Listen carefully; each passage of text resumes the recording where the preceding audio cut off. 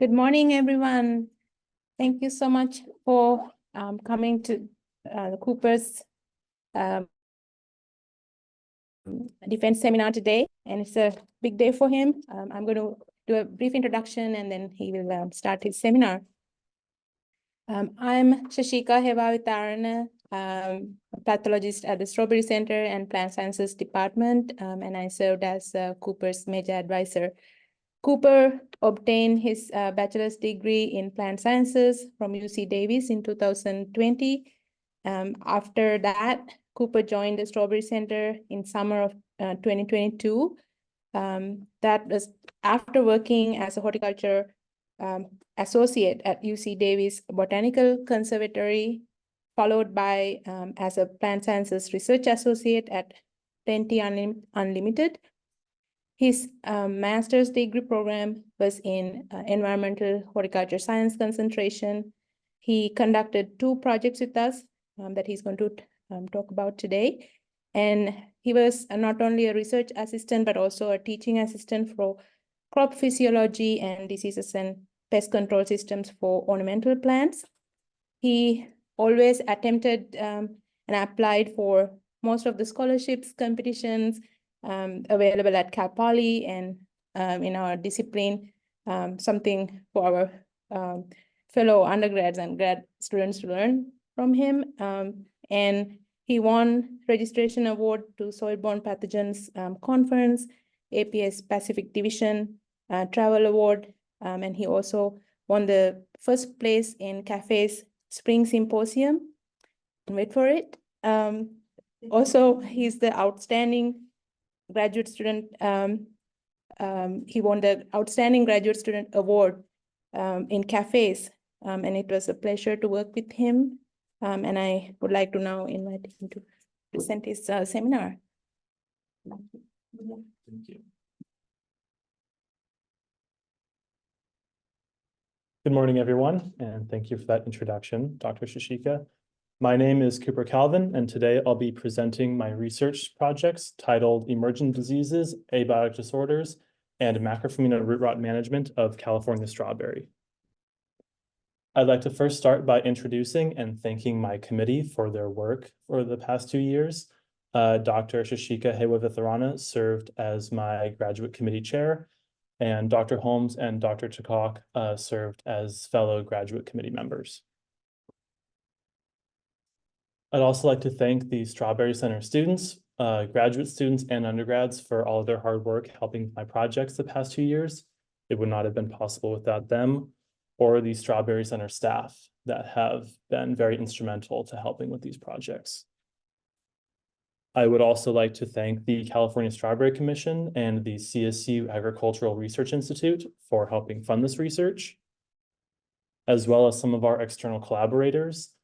For the Emerging Diseases Project, I'd like to thank Dr. Frank Martin of the USDA ARS in Salinas, Dr. Kelly Ivers of Driscoll's, and Dr. JP Dundor-Arias from CSU Monterey Bay. For the Crop Termination and Cover Cropping Project, I would like to thank Brian Gresser, Art Magana, and Adrian Gomez of Central West Produce for allowing us to do research in their fields, as well as Ana Rodriguez Payatska and Chris Stubler of the Cal Poly Soil Sciences Department for letting me use their lab to conduct our soil tests.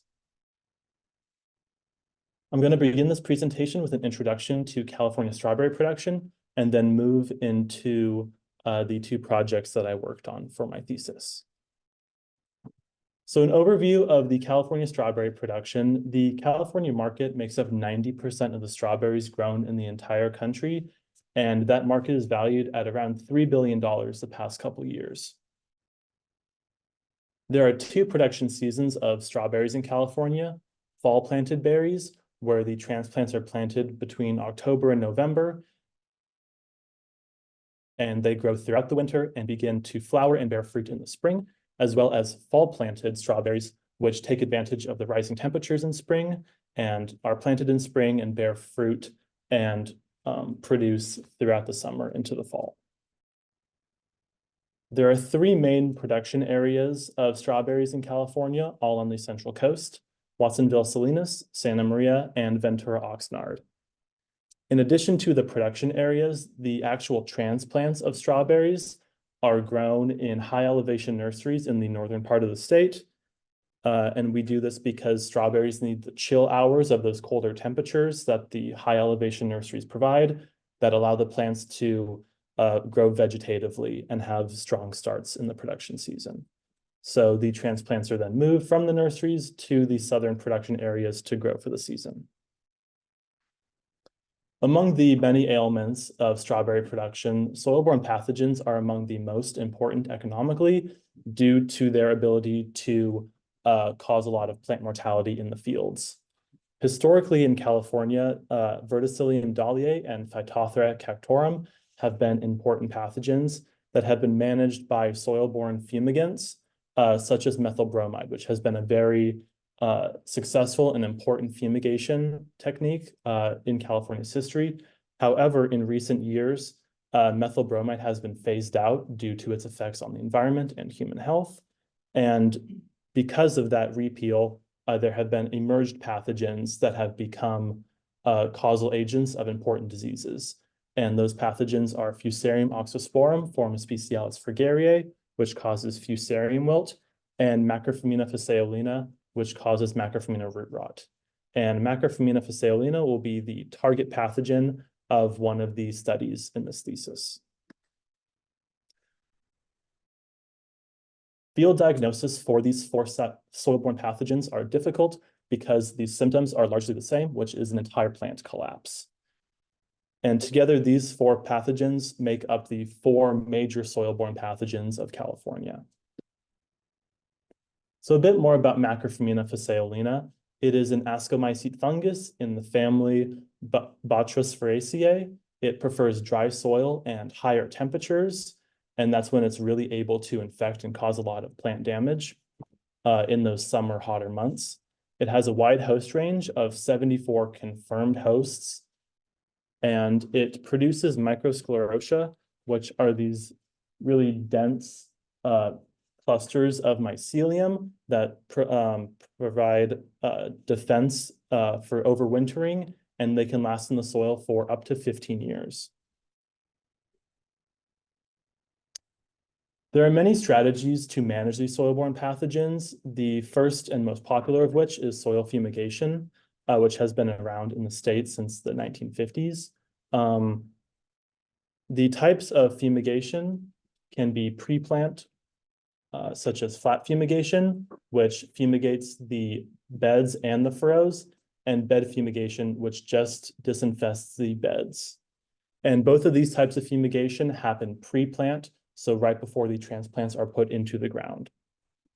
Additionally, there is an end-of-season fumigation technique, such as crop termination, which kills both the crop at the end of the season, as well as pathogens in the soil. And the theory behind that is that if the crop is killed before the pathogen is able to really infect the crop, you can reduce the amount of inoculum in the soil for the next season. In addition to fumigation, cultivar resistance is a popular management strategy. These are strawberry cultivars that have been bred to resist certain pathogens. And there are public and private breeding programs in California and around the world. These two techniques combined are the most prevalent management strategies for soil-borne pathogens in California. In addition, crop rotation is a very commonly used strategy, especially in California production, due to the cost of land. So when strawberries are not planted, strawberry growers will work with most commonly vegetable growers that can rotate the fields, and that gives the soil a break from strawberries and breaks up the disease cycle for strawberry pathogens, which will reduce their prevalence in the soil. It's important for crop rotation, though, that you don't plant vegetables that are also hosts to strawberry pathogens, because then they'll still be able to proliferate in the soil. Among the lesser used management strategies that are still being researched and looked into in California is anaerobic soil disinfestation, which uses a carbon source that will create anaerobic conditions when it respires, which takes away all the oxygen and will kill a lot of the pathogens in the soil. In addition, steam is another technique that is being researched, using steam to create very high temperatures that will kill the microbes. And this is a great strategy because it's non-chemical, but it is expensive and it takes a very long time. Finally, cover cropping, much like crop rotation, employs a non-cash crop that previous literature has shown can accumulate and encourage beneficial microbes in the soil that can attack and suppress our target pathogens. Cover cropping is very popular with organic growers in the state because they're not allowed to fumigate. However, it is difficult to fit in a cover cropping because the growers don't get money from the cover crop, which is hard when land is as expensive as it is in California. For this, one of the studies in this project, I am focusing on crop termination and cover cropping to manage Macrophomina root rot of strawberry. Some important context of these management strategies is that in California, regulations are starting to provide a lot more restriction on the pesticides that are able to be used. The Sustainable Pest Management Roadmap aims to eliminate the use of a lot of priority use pesticides in California by 2050. However, a lot of these pesticides may not make it till 2050, much like methyl bromide, which was phased out in 2005, with an extension granted to strawberry growers until 2016. In addition, other regulations such as Agricultural Order 4.0 encourage the use of more sustainable pest management practices, such as cover cropping. So in addition to the major soil-borne pathogens, there are other problems that strawberries can face in production. One of which is soil salinity, which growing in a coastal region can be a large problem. Some symptoms of high salinity in strawberries are plant stunting and damaged leaf margins, and strawberries are among the most sensitive to high soil salinity among popular crops in California. Additionally, viruses can cause deformed chlorotic or crinkled leaves in strawberries, and the severity of these viral infections can increase with 2 or more infections in the strawberry. So we've talked about soil-borne pathogens below the ground, above ground pathogens like viruses, and abiotic disorders like soil salinity. But another category of pathogens are minor and emerging pathogens, which haven't historically been researched or gotten much attention for strawberries. And so some of these pathogens are focused on in one of the studies of this project due to either their prevalence and importance in other strawberry locations, such as Florida, or pathogens that are very important to other crops in California, such as lettuce. The first minor pathogen focused on in this project is Neopistolotiopsis rosae. It is an ascomycete fungus in the Sporocaceae family, and it has been shown to infect the roots, crown, leaves, and fruit of strawberries. Over the past couple of years in Florida and other places, there have been outbreaks of this pathogen due to a new species of Neopistolotiopsis that can cause pretty severe fruit rot and leaf spot and crown rot symptoms.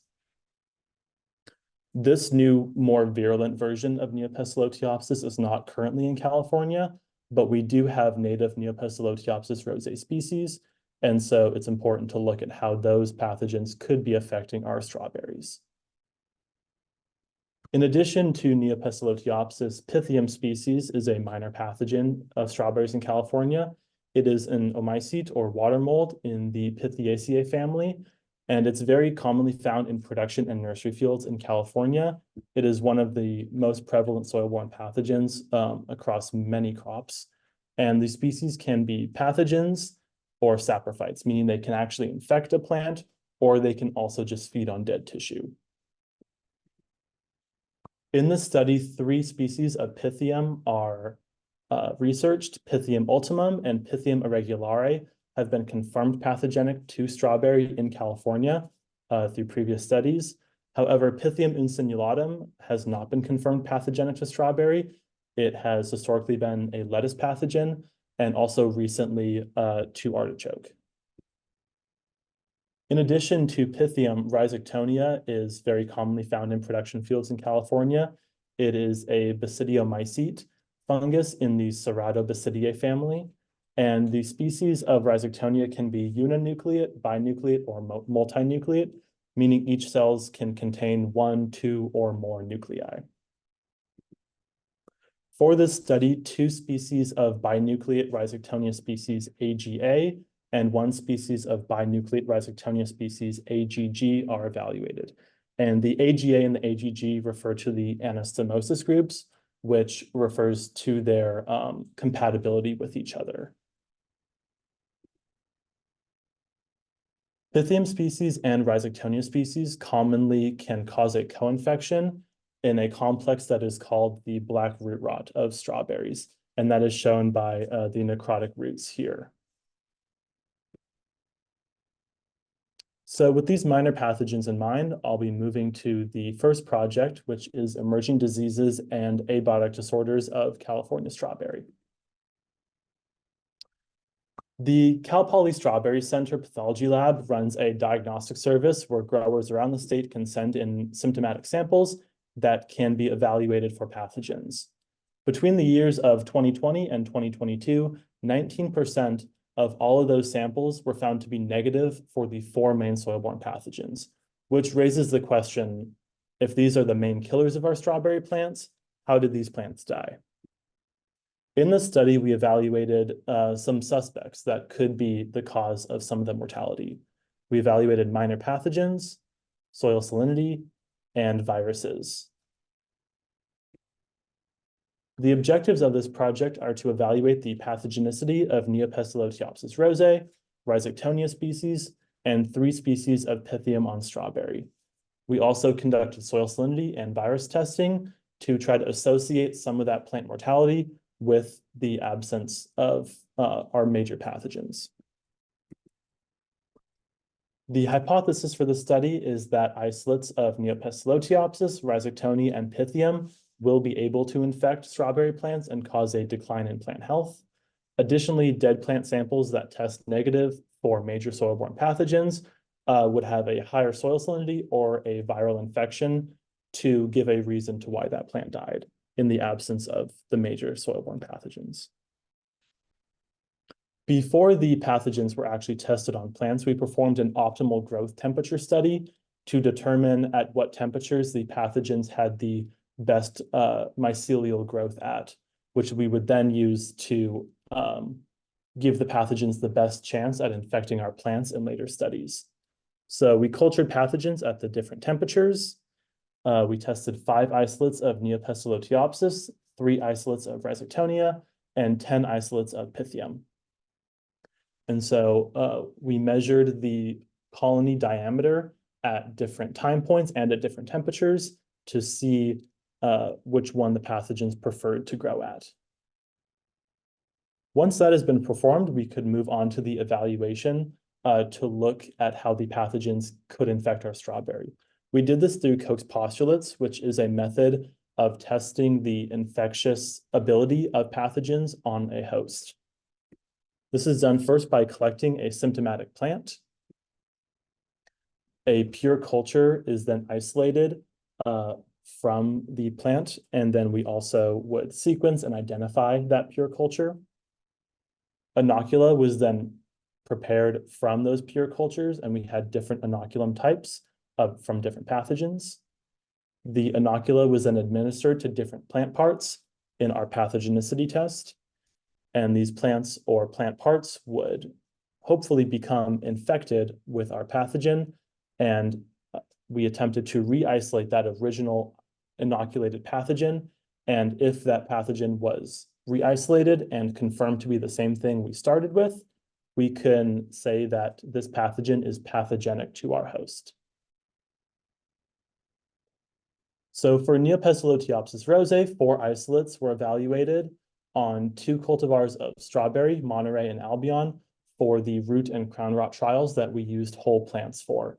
In addition, we had detached leaf and detached fruit evaluations, looking at leaf spots and fruit rot of the pathogen, and we used 20 cultivars from public and private breeding programs to do that.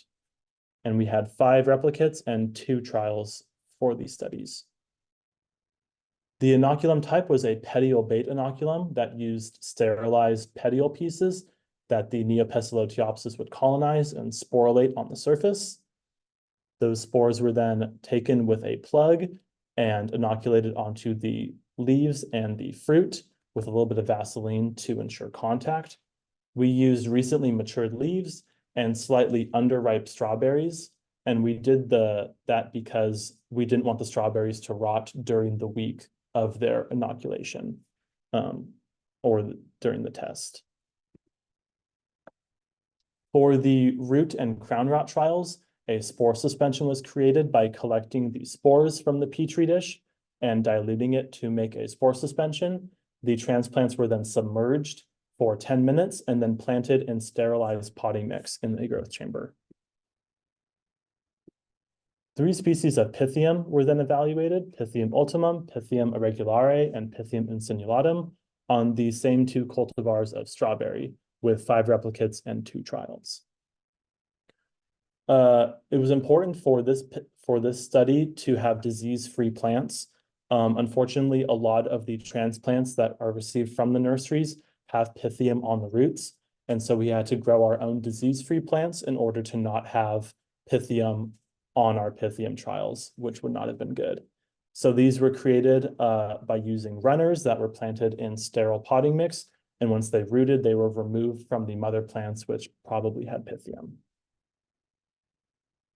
A grass blade inoculum was then created using sterilized grass blades that sterilized deionized water was added to, and Pythium cultures. And Pythium, being a water mold, was able to swim through the water and infect those grass blades, which were then transferred to the strawberry roots and planted in sterilized potting mix in our growth chambers. Rhizoctonia species, 2 species of AGA and 1 species of AGG were evaluated on the same 2 cultivars of strawberry. The only caveat was trial 2 added the cultivar Monterey and the Rhizoctonia AGG isolate because they were not available for the first trial. An oat bran culture inoculum was created using sterilized oat bran that the Rhizoctonia colonized. And upon colonization, the cultures were ground up and mixed in sterilized potting mix, which were then planted in growth chambers. In addition to the minor pathogens, soil salinity and viruses were also tested from diagnostic samples or pathogen surveys that tested negative for the major soil-borne pathogens. So the salinity was evaluated or measured with a 1-to-1 soil water procedure using an EC meter, and diagnostic samples that looked to be symptomatic for viruses were sent to virus testing, either at Foundation Plant Services at UC Davis or CSP Labs in Sacramento. The data was analyzed in this study using JMP software. The colony diameters and the optimal growth temperature was evaluated with a standard sum of squares ANOVA. The root and the crown rot trials for all the pathogens were analyzed with a generalized linear mix model, and the Neopesilotiopsis leaf spot and fruit rot was analyzed with a generalized linear model. And we did a linear model for this and not a mixed model because we didn't have a block effect in the leaf and fruit trials. Looking at the results from the Neopesilotiopsis rosae trials, we can see that there was an even split between preferring 25 degrees Celsius or preferring 30 degrees Celsius. However, the isolates that liked 30 degrees better were also statistically comparable to 25. So we ended up going with 25 degrees Celsius for this growth chamber. All 3 of the pathogen parts tested in the study, leaves, fruits, and whole plants, were confirmed for Koch's postulates from the isolates. So we had a positive infection in all 3 of our plant parts to some degree. Looking at the crown rot trial, this figure shows plant mortality in the red and crown infection in the green. So the green columns represent whether the pathogen was found in our plant, and the red columns specify whether that plant died or not. So as you can see from the green columns, there was a 100% infection in every single plant that was tested across all of our isolates, and no infection in the controls. However, there was varying degrees of plant mortality in each of the trials, including the no treatment control. And there was no statistical differences between the plant mortality between cultivars or isolates. And unfortunately, due to the data, we were unable to run stats on the plant infection because our only results were 0% in the control and 100% in the inoculated. And so stats were unable to be performed because of that perfect separation of data. Trial 2 had similar results with slightly less plant mortality, but still 100% plant infection in every plant tested, besides the no treatment controls. In the Neopistolotiopsis fruit rot studies, this shows all 20 cultivars against one of our isolates. I'm only showing one isolate because it would take too long to go through all 10 of the figures. There was pretty varying degrees of susceptibility to this isolate. Some of the isolates showed no infection and some showed a lot. And this also varied highly from trial 1 to trial 2. And we think part of that might be is because we really couldn't have a uniformity of the fruit we would get. It was towards the end of the season for strawberries, so we had to just kind of get the fruit we could. And so some of that fruit maturity could have played into their disease incidence for this isolate.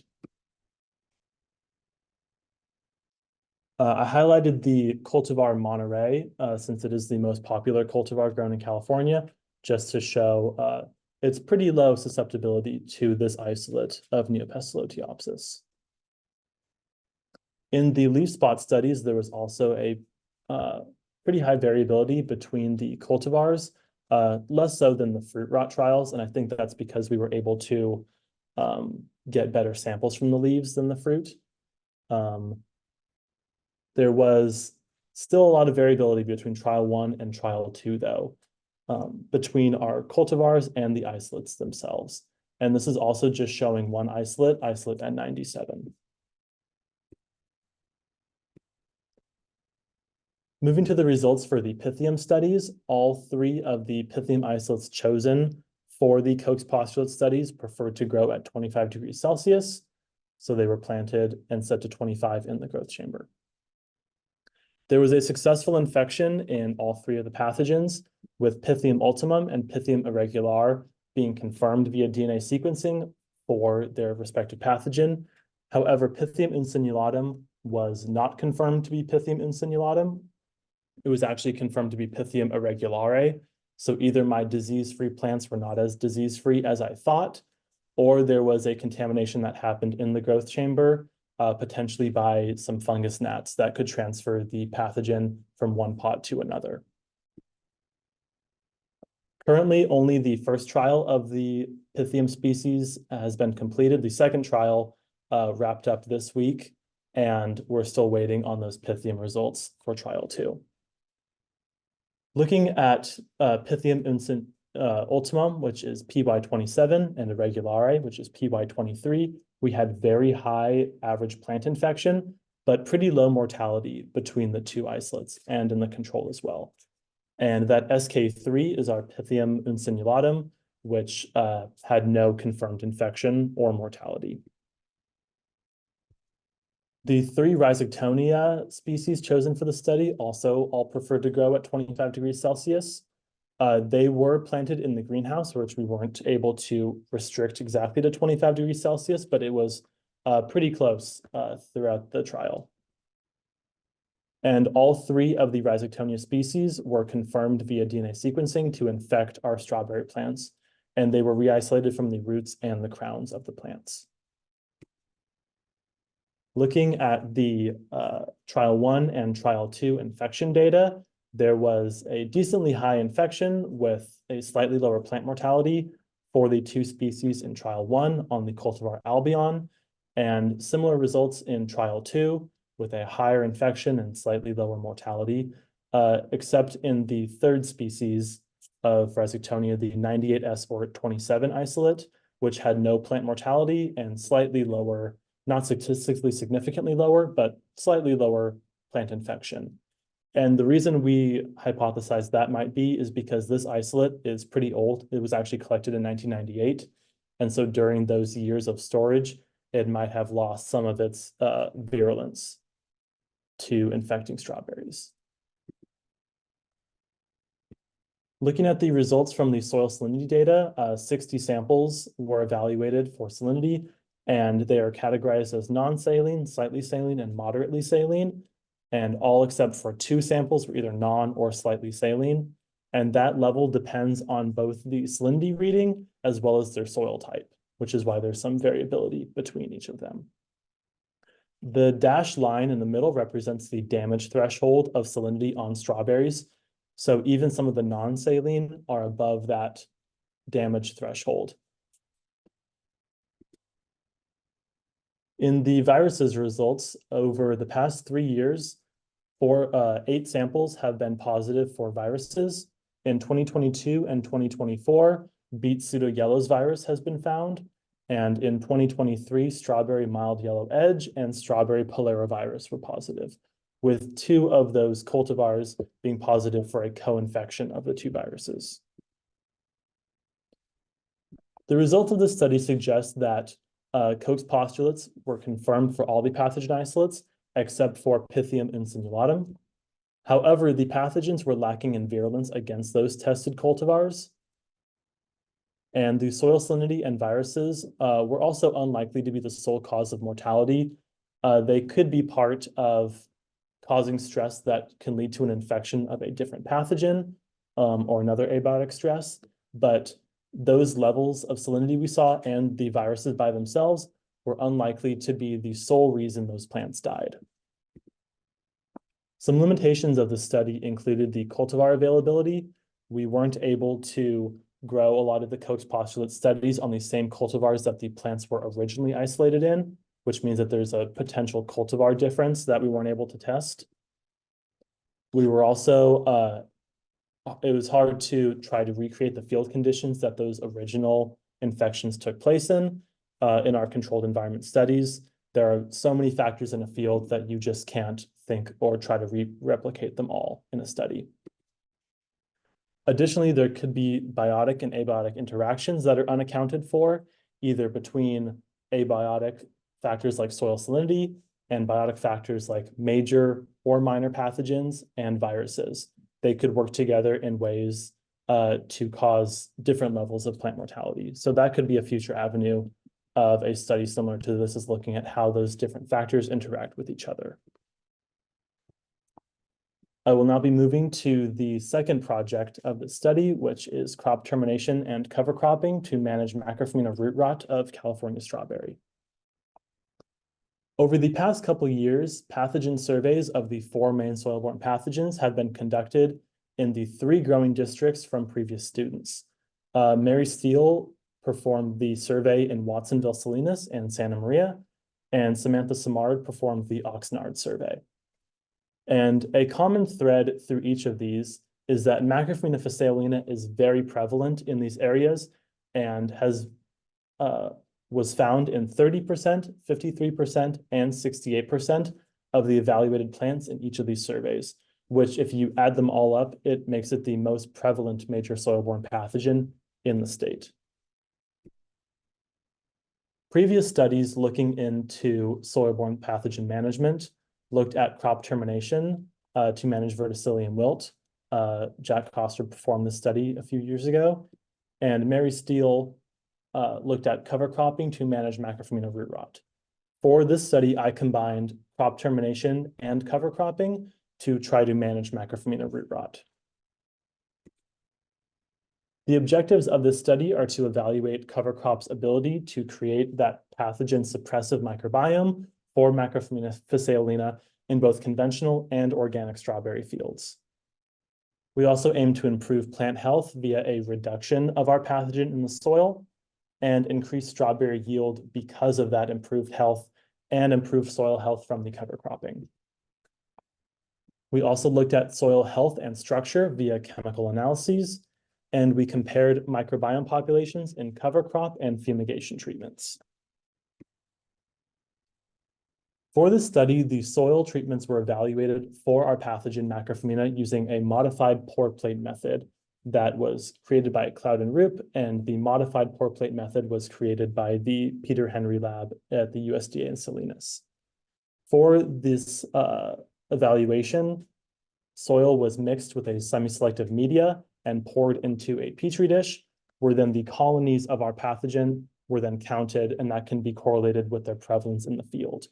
And for Macrophomina, the threshold of damage is 2 CFUs per gram, which are colony forming units. And so all we need for damage to happen for strawberries is 2 of those black colonies. And so from this sample, there's a lot more than that, and these plants can get very sick. The plants were then evaluated for Macrophomina presence by disinfesting, surface disinfestation with bleach, and then plating on semi-selective media and looking for that pathogen presence on the plate. Additionally, soil was tested for mineralizable carbon.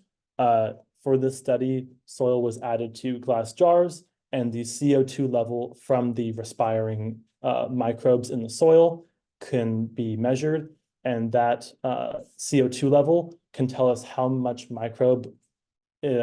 microbes are living in those soil samples.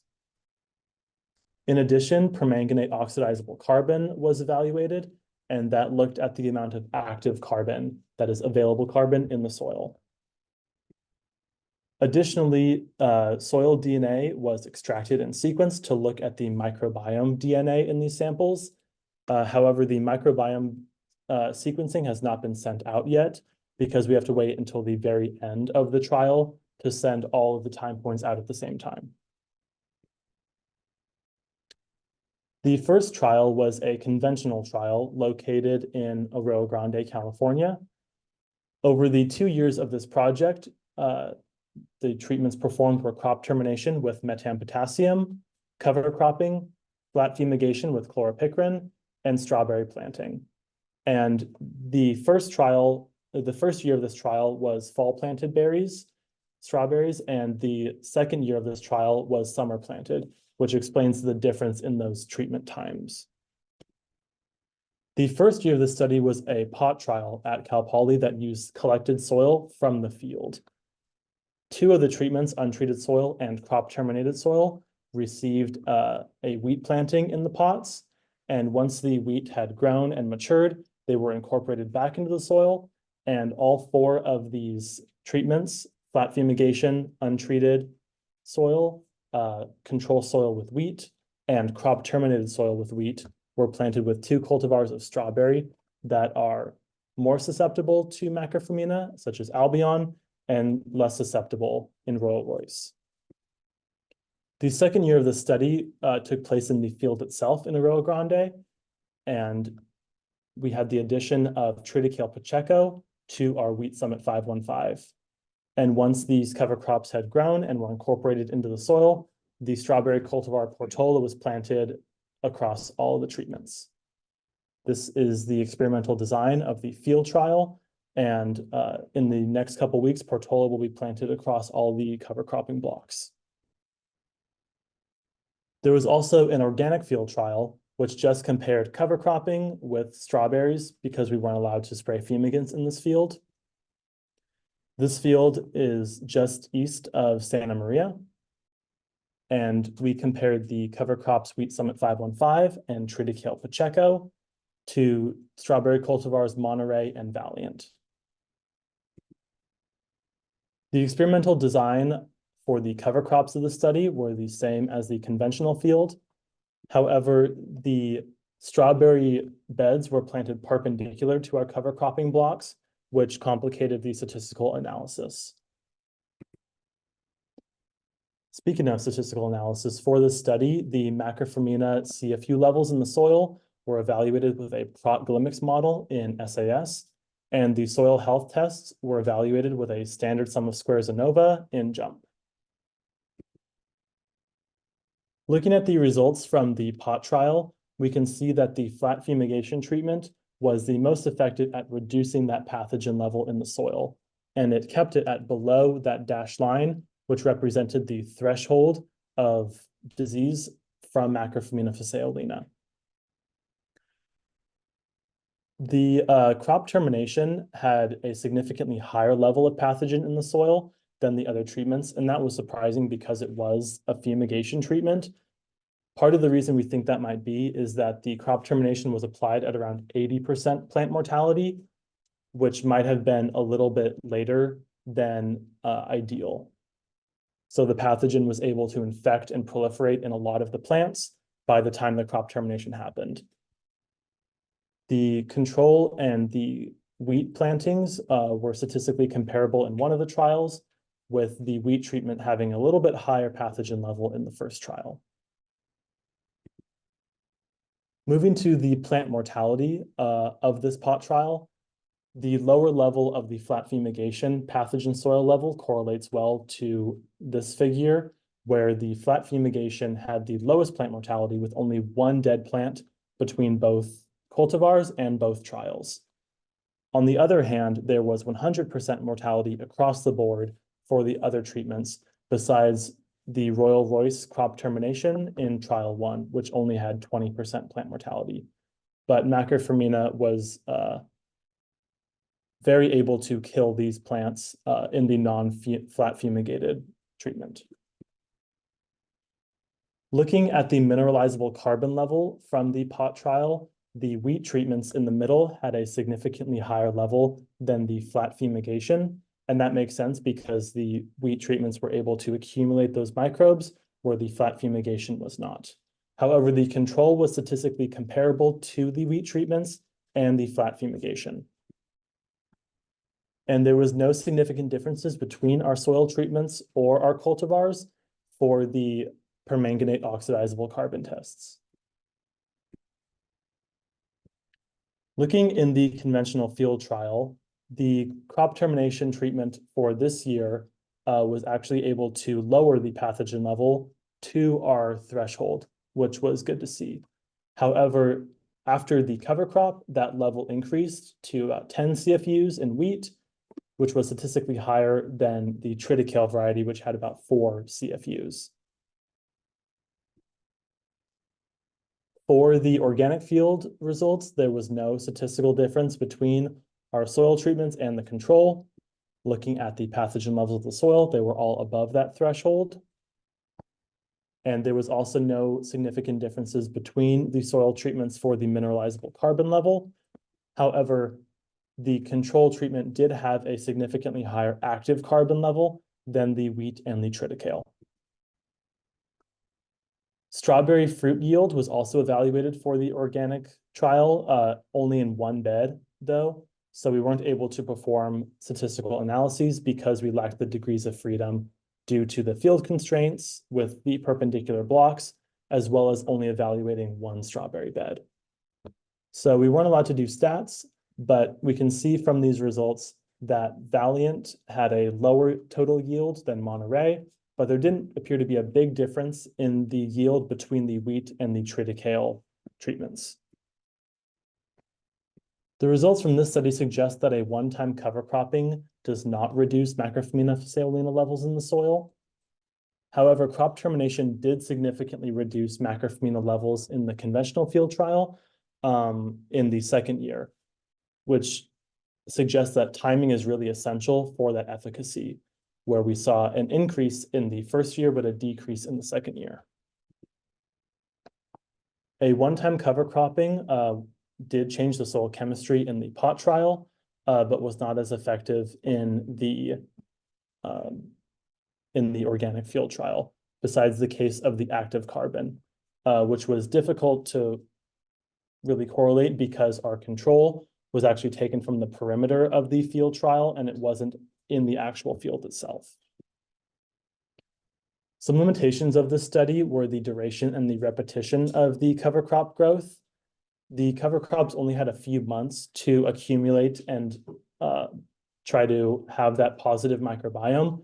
Whereas if this was an annual farming practice, they would have every year to try to build up those suppressive soils, hypothetically leading to better efficacy for pathogen suppression. The soil moisture level was also a consideration for the cover crop growth.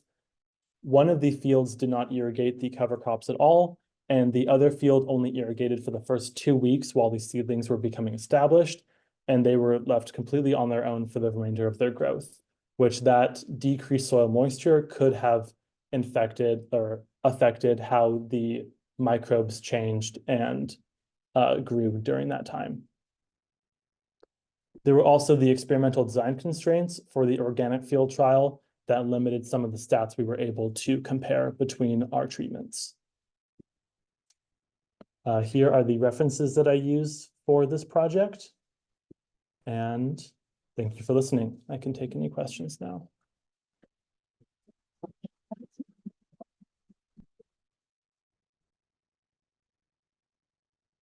Yes. So, the crop termination study, we've shown that basically crop termination at the right time reduces the Macrophomina load. Mm-hmm.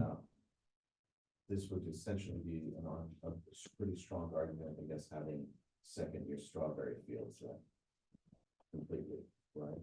Could this be used in that fashion? Say, hey, please don't do this because you're just upregulating all the. In terms of having back-to-back strawberry production? Or no, the folks that back to back by keeping the same field planted and not terminating it. Mm-hmm. Are you saying like growing the same strawberry plants for 2 years on end? Oh, okay. I think kind of no matter what you tried to do, Macrophomina would kind of like, when we look at one of the pictures of the field, it was, I'm not going to find it, but the field is pretty heavily infested by the end. So I think that I'm not sure if it's really possible to have a successful crop for the second year with that same plant, kind of no matter what you did. At least in a field like the ones we evaluated, which had such a high level of Macrophomina, a lot of our treatments just weren't as effective.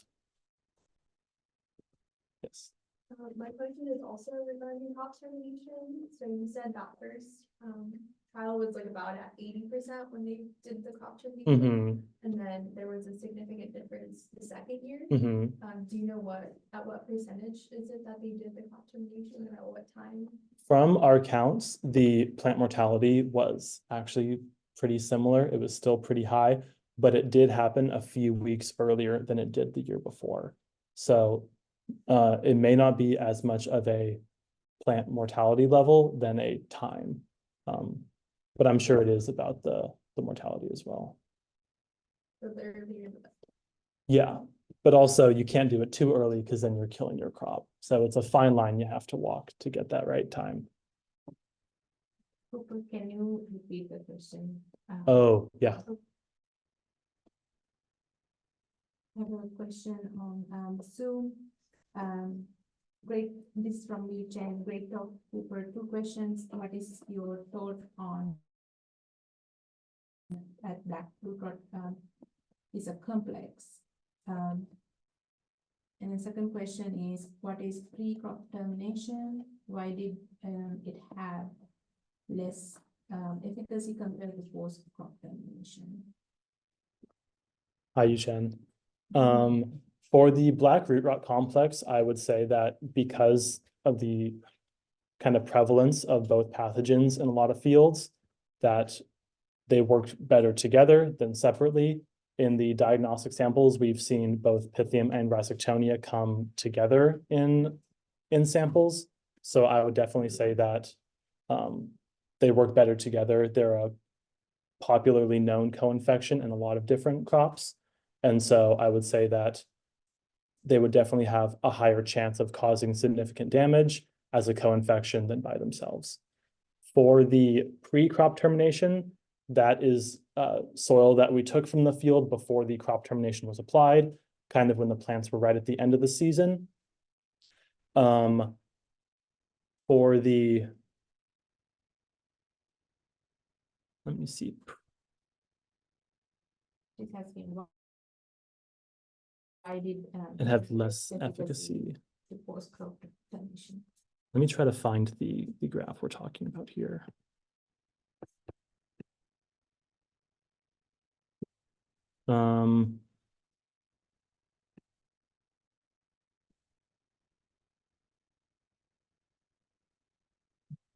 I guess this might have been the graph he was referring to. This one? I don't know. Oh, sorry. There we go. I would say that for this one, the pre-crop had less efficacy. Well, I mean, yeah, it was, the pre-crop had a higher pathogen level because it was before the crop termination was applied. So for this year, the post-crop termination was more effective at reducing that pathogen level. So yeah, the pre-crop was our control, which ideally would have had or from our hypothesis, it would have had the highest level of our pathogen.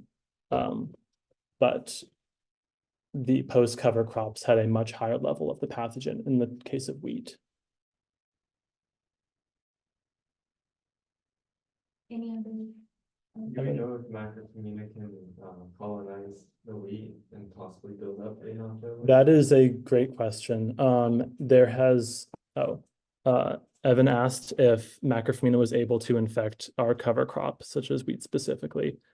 We didn't think so, but it kind of looks like it. There haven't been Koch's postulates performed for wheat. However, there was a old paper from the 50s that said that wheat was a host to Macrophomina, but there was no Koch's postulates to verify it.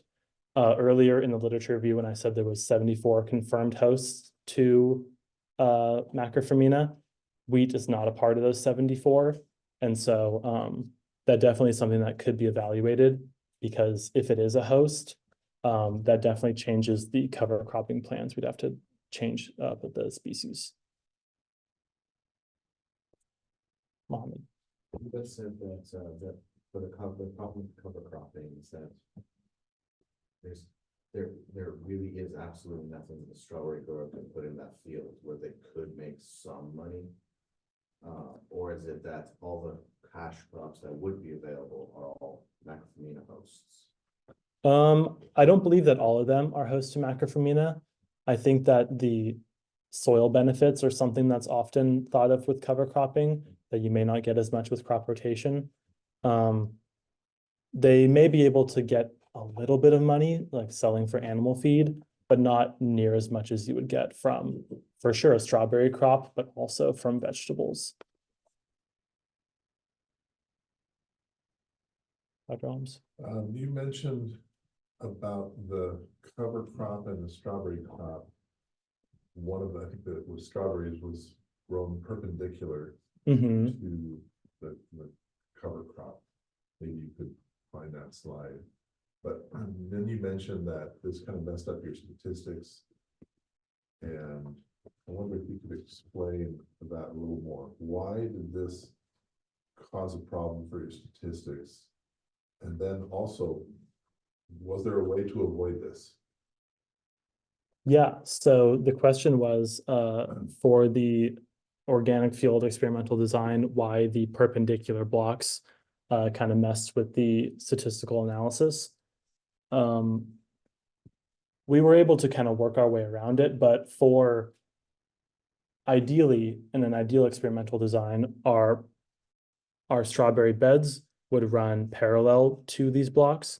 So we could have a higher statistical power from having each of these beds be a part of one experimental unit in each of those blocks. Whereas now it's kind of split up where we could kind of dissect this if we needed to with lots of flags and measuring, but we could no longer say, okay, block 1, which has summit and triticale, has beds 1 through 3, and triticale has 3 through 6, and that would give us higher statistical power. It just kind of complicates it when it's perpendicular, where we aren't able to have that higher bed effect. Because you can't actually identify the bed accurately? Is that why? That's part, The yeah, Location of it? yeah, that's part of it. How wide are that block with wheat in it? How much space are we talking about? So our sampling location was about 10 feet wide. And we did this because we didn't want to have any crossover effects between the wheat and the triticale soil, because the tractors would often mix soil, even if they tried to avoid it. So the full height of those units are about 30 feet, but we reduced that to 10 to try to get that middle sweet spot. So the second part of the question is, if this was as important as you're saying it is, how could you have avoided it, or is it possible? In terms of setting up the experiment. Yeah, Yeah, I think it's definitely easier to change the cover cropping blocks than the strawberry beds, just on how the field is set up with irrigation and all those constraints. So it just could have been a conversation that we had with the farm managers that were setting up the cover crop to say, hey, could we do it this north-south instead of east-west? and you think it would have been just as easy to do it that way? Would they have said yes, or would they say, oh, no, can't do that because we got other objectives for this, or was it just didn't matter to them which way it went? It just happened to be, it was a 50-50 and you didn't get what you wanted? I would think so, just because that there wasn't much irrigation happening in that field. There might have been complications with getting the tractor in, running at a different angle, but nothing that I could think of. One more question Mhm. from Jack. Great work, Cooper. Your integrated approach to pest management is appreciated. If some cultivars are more resistant than others to this pathogen, could they still be harboring the pathogen without showing major above ground symptoms? Is there another measurement we could take instead of symptom expression that could possibly make the application more effective? Let's see, I'll try to quickly rephrase the question. Thank you, Jack. You weren't on mute, right? So I should rephrase it. Oh, I guess it's on the Yeah, text. They yeah. can read it. Okay. I'm not too sure what another some type of measurement would be for a soil-borne pathogen. I suppose soil sampling and processing those for the pathogen would be effective. Or just taking representative samples of the field and processing those for minor pathogens. I think if those plants are often not like Pythium and Rhizoctonia, they can be colonizing the roots, but maybe not causing severe above ground symptoms because they're not as virulent of a pathogen. So it could just be something in farm management where those representative samples could be taken and processed to try to keep an eye on what's happening in the field.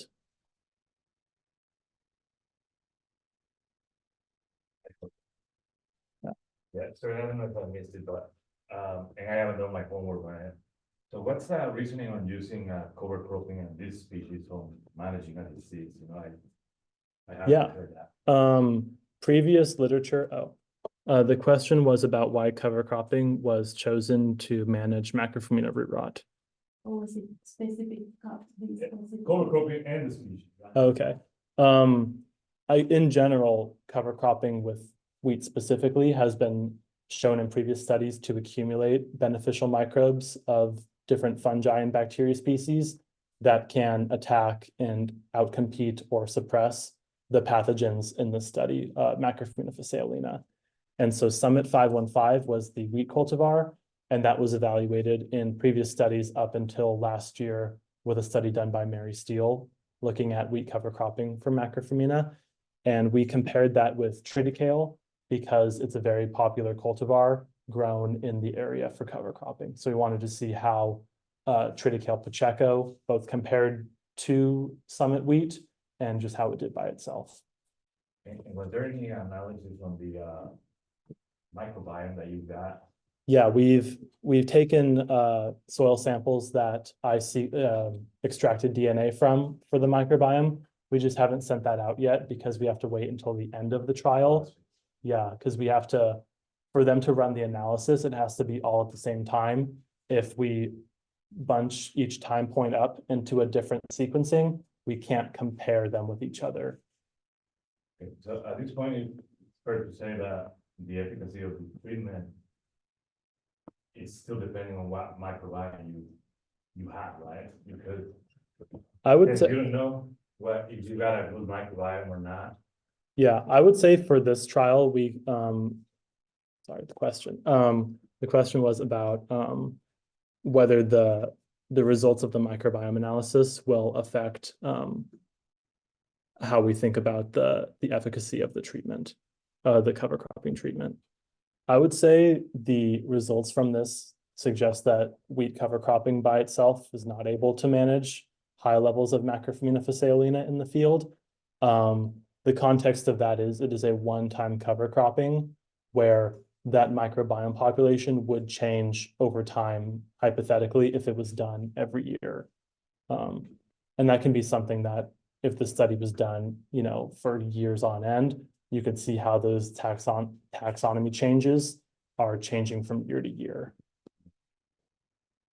But I'm graduating, so I won't be doing that for 10 years. Thank you, everyone, for all the questions and attending the seminar today. Now we'll ask questions of Cooper, the committee. Thank you very much.